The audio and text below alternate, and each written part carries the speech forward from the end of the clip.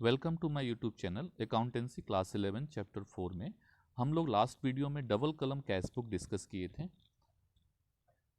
और अभी हम लोग पेटी कैश बुक डिस्कस करने जा रहे हैं। स्टार्ट करते हैं। पेटी कैश बुक क्या होता है? In every organization a large number of small payment such as convenience charge. हर ऑर्गेनाइजेशन में बहुत तरह के छोटे छोटे पेमेंट होते हैं, बहुत तरह के छोटे छोटे पेमेंट होते हैं। जैसे एग्जाम्पल है, जैसे कन्वेंस चार्ज है, कार्टेज है, postage, telegram and other expenses collectively recorded under the miscellaneous expenses. बहुत तरह के छोटे छोटे एक्सपेंसेस होते हैं। Are made these are generally repetitive on nature, और ये जो भी एक्सपेंसेस होते हैं रिपीटेटिव नेचर के होते हैं, मतलब बार बार होते हैं। जैसे कि बार बार कन्वेंस चार्ज देना है, पोस्टेज चार्ज देना है, टेलीग्राम देना, इस तरह के खर्चे बार बार होते हैं और कम अमाउंट के होते हैं। If all these payment are handled by cashier, अगर ये सारा पेमेंट कैशियर हैंडल करेगा, and are recorded in the main cash book, और मेन कैश बुक में अगर इसका रिकॉर्ड करेंगे, the procedure is found to be very cumbersome, तो इसका प्रोसेस जो है बहुत लेंदी और बहुत कम्प्लेक्स हो जाएगा। The cashier may be over burden, cashier over burden हो जाएगा, and the cash book may become very bulky, और कैश बुक जो है बहुत बल्की बन जाएगा। छोटा छोटा छोटा छोटा 10 रुपया 5 रुपया का अगर ट्रांजैक्शन हम रिकॉर्ड करेंगे कैश बुक में, तो कैश बुक बहुत बल्की हो जाएगा। तो इसीलिए क्या किया जाता है, large organization normally appoint one more cashier. Large organization क्या करते हैं, एक और कैशियर अपॉइंट करते हैं, उसको हम लोग बोलते हैं पेटी कैशियर, जो हेड कैशियर से अलग होता है। And maintain a separate cash book, और एक सेपरेट कैश बुक मेंटेन करता है to record small transaction, small transaction का रिकॉर्ड करने के लिए। Such a cash book maintain by petty cashier is called petty cash book, उसको हम लोग पेटी कैश बुक बोलते हैं। तो ये बड़े ऑर्गेनाइजेशन के लिए पॉसिबल है एक अलग से कैशियर रखना। छोटा ऑर्गेनाइजेशन एक अलग से कैशियर नहीं रखता है, लेकिन बड़ा ऑर्गेनाइजेशन छोटे छोटे खर्चों के लिए एक अलग से कैशियर रख देता है, जो छोटा छोटा खर्चा का रिकॉर्ड करेगा, उसको हम लोग पेटी कैशियर बोलते हैं। और जो कैश बुक मेंटेन करता है उसको हम लोग पेटी कैश बुक बोलते हैं। पेटी का मतलब होता है स्मॉल, पेटी मतलब small. What is impress system of पेटी कैश बुक? पेटी कैश बुक का इम्प्रेस सिस्टम का मतलब क्या होता है? ये इम्प्रेस सिस्टम क्या है? इम्प्रेस्ड वर्ड का मतलब होता है एडवांस। एडवांस सिस्टम क्या है? पेटी कैश बुक का जो एडवांस सिस्टम है वो क्या है? तो पेटी cashier work on a impress system. पेटी कैशियर जो होता है वह इम्प्रेस सिस्टम पे काम करता है। Under this system a definite sum, इस सिस्टम के अंदर एक फिक्स अमाउंट, जैसे मान लेते हैं 2000 रुपया, is given to the petty cashier, पेटी कैशियर को हम दे देते हैं at the beginning of certain period. मान लो किसी महीने के स्टार्टिंग में 2000 रुपया दे दिया गया पेटी कैशियर को। This amount is called impressed amount, इस अमाउंट को बोलते हैं impressed amount. The petty cashier goes on making all small payment out of this impressed amount. अब पेटी कैशियर क्या करता है, जो भी खर्चा करता है इसी 2000 रुपये से करेगा। And when he has spend the substantial portion of the impressed amount, और जब वो उस 2000 रुपये का कुछ बहुत ज़्यादा हिस्सा खर्च कर लेगा, जैसे मान लेते हैं उसने 1780 खर्च कर लिया, he gets reimbursement of the amount spend from the head cashier. वो क्या करता है, उसको रिम्बर्समेंट मिल जाता है, मतलब वो हेड कैशियर उसको उतना पैसा दोबारा से दे देता है 1780, ताकि उसका पैसा फिर से 2000 हो जाए। दस ही again has the full impressed amount, तब उसे पूरा इम्प्रेस्ड अमाउंट दोबारा हो जाता है, मतलब 2000 दोबारा हो जाता है in the beginning of next period. कहने का मतलब ये हुआ कि मान लेते हैं हम पेटी कैशियर हैं और हमको काम दिया गया कि छोटा छोटा खर्चा आप पेमेंट कीजिए और रिकॉर्ड कीजिए, और हमें 2000 रुपये दे दिया गया।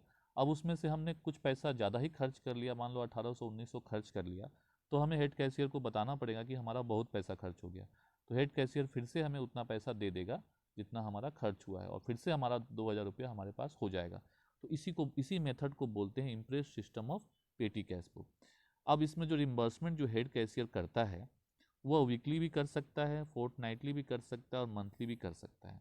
अब डिपेंड करता है frequency of small payments, small payments का जो फ्रीक्वेंसी है वो कितना ज़्यादा है, उसके हिसाब से हेड कैशियर रिम्बर्समेंट करता है।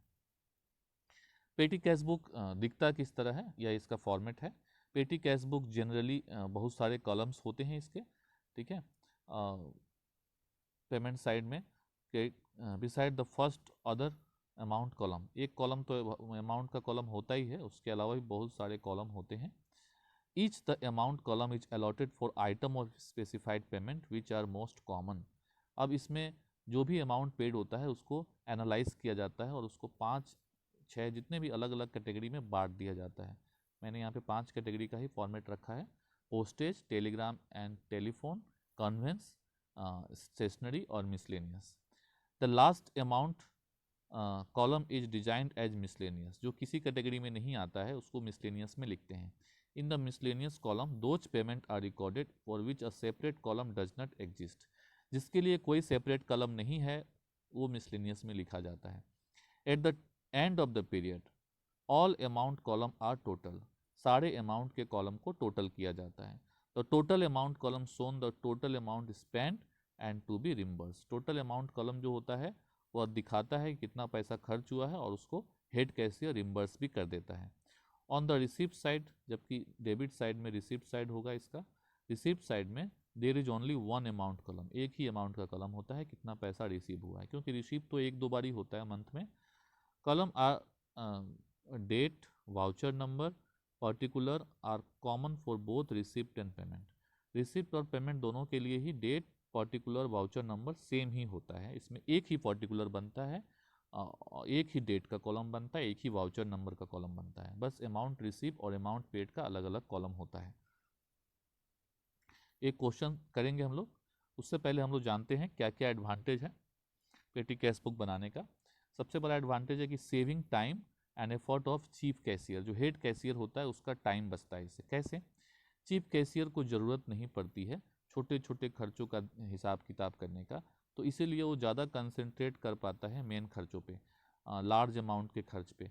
तो इससे उसको टाइम बचता है, उसका लेबर बचता है और उसको हेड कैशियर को हेल्प भी मिलता है discharge his duty more effectively. दूसरा फायदा इसका है effective control over cash disbursement, cash control become easy. इस मेथड से कैश कंट्रोल भी ईजी हो जाता है, because the division of work, 2 लोग काम कर रहे हैं इसलिए। Head cashier can control big payment, head cashier जो है बड़े पेमेंट को कंट्रोल करता है डायरेक्टली, और पेटी पेमेंट भी keeping in proper check on the petty cashier, छोटे छोटे खर्चे जो हैं उसको पेटी कैशियर देखता है। तो इस तरह से क्या होता है, फ्रॉड या एम्बेजलमेंट जो कैश का होता है उससे उसका चांस कम हो जाता है। तीसरा इसका फायदा है कन्वीनियंस रिकॉर्डिंग, रिकॉर्डिंग ऑफ पेटी disbursement in the main cash book made it बल्कि एंड अनमैनेजेबल। अगर छोटे छोटे खर्चे 1 रुपया 2 रुपया का खर्च हम पेटी कैश बुक में करने लगेंगे, कैश बुक में करने लगेंगे तो कैश बुक हो जाएगा बल्कि और अनमैनेजेबल। तो इसीलिए मैटेरियलिटी प्रिंसिपल का इसमें वायोलेशन हो जाएगा। तो मैटेरियलिटी प्रिंसिपल हमें ये बोलता है कि सिर्फ सिग्निफिकेंट चीज़ों को ही दिखाना चाहिए, तो इसीलिए कैश बुक में हम बड़े पेमेंट को ही दिखाएंगे। This way the cash book reveals only material and useful information. Recording of such small payments become easy as the total of different types of expenses are posted to the ledger. It also save time, इससे time भी बचेगा, effort भी बचेगा और posting individual items in the ledger. In nutshell, it can be stated that the preparation of petty cash book is a cost reduction control measure. Petty cash book बनाना जो है cost reduction control measure का एक part है। तो इस तरह हम देखते हैं पेटी कैश बुक। एक क्वेश्चन देखते हैं पेटी कैश बुक का। मिस्टर वाई एक पेटी कैशियर है, he had received 1500 from head cashier, head cashier से वो 1500 रिसीव करता है on 1st September 2020। तो कैश रिसीव लिखेंगे 1st September 1, कितना रिसीव करता है 1500 रिसीव करता है, 1500 लिखेंगे। फॉर पेटी एक्सपेंस के लिए details of expenses as follow. Expenses का डिटेल दिया हुआ है। सबसे पहले September 1 ऑटो फेयर 30 है, तो यहां लिखेंगे September 1 auto fair, amount paid में लिखेंगे 30। September 6 pencils 50, 6 pencils 50। उसके बाद है September 9 स्टेडी चार्ज 70, September 9 में एसटीडी चार्ज है 70, तो लिखेंगे STD charge 70।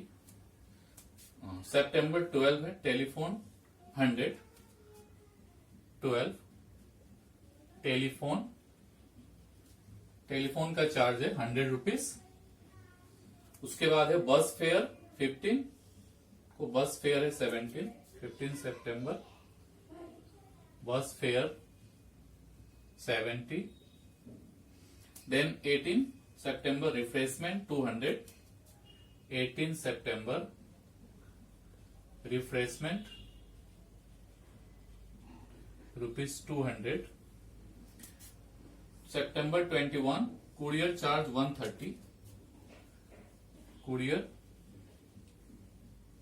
Courier charge 130। Then 24 postal stamp 60, postal stamp 60। 27 को कार्टेज 20, कार्टेज लिखेंगे 20। 30 को अनलोडिंग चार्ज है 80 रुपीज, 80 रुपीज अनलोडिंग चार्ज है, अनलोडिंग चार्ज है 80 रुपीज। फिर इरेजर है 30 को ही 30 रुपीज का, इरेजर 30 रुपीज का। तो सबसे पहले हम सारे एक्सपेंसेस को अमाउंट पेड में और जो कैश रिसीव हुआ उसको अमाउंट रिसीव में लिखेंगे। अब अमाउंट पेड का हम टोटल करेंगे। टोटल 30, 70, 100, 150, 250, 320, 520, 650, 710, 730, 810, 810, 840। तो यहाँ पे लिख देंगे टोटल में 840। अब यहाँ पे इसको एनालिसिस करेंगे, जो भी अमाउंट है उसको एनालिसिस करेंगे, 5 कैटेगरी में डिवाइड करेंगे। जैसे ऑटो फेयर 30 है तो ऑटो फेयर कन्वेंस में आता है, तो यहाँ पे लिख देंगे 30।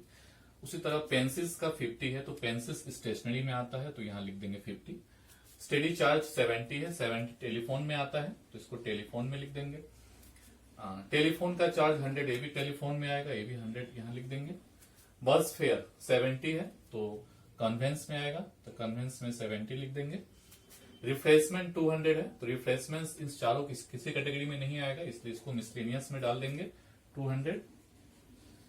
कुरियर चार्ज 130 है तो कुरियर चार्ज पोस्टेज से रिलेटेड है, इसलिए इसको पोस्टेज में डाल देंगे। पोस्टल स्टैम्प भी पोस्टेज से रिलेटेड है, तो पोस्टेज में डाल देंगे।